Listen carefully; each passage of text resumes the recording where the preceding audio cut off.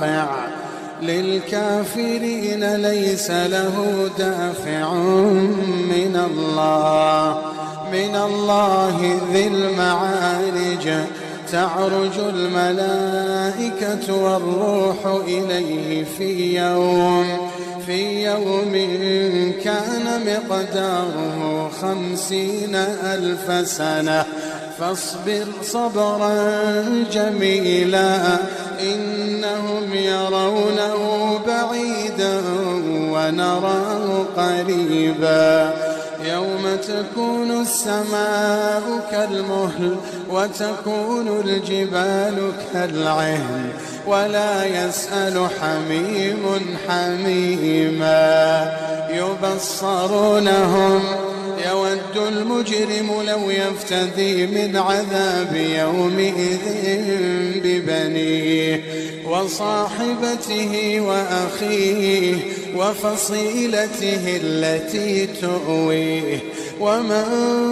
في الأرض جميعا ثم ينجيه كلا إنها لظى نزاعة للشوى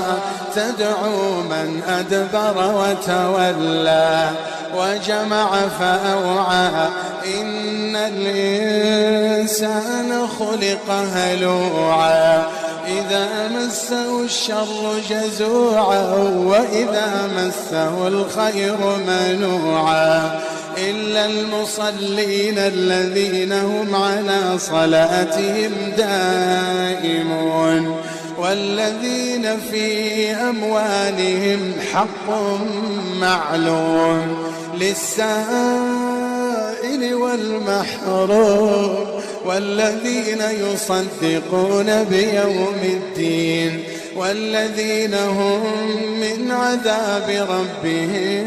مشفقون إن عذاب ربهم غير مأمون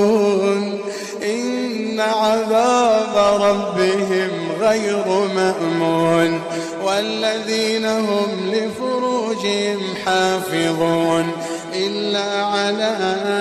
أزواجهم أو ما ملكت أيمانهم فإنهم غير ملومين فمن ابتغى وراء ذلك فأولئك هم العادون والذين هم لأماناتهم وعهدهم راعون والذين هم بشهاداتهم قائمون والذين هم على صلاتهم يحافظون أولئك في جنات مكرمون.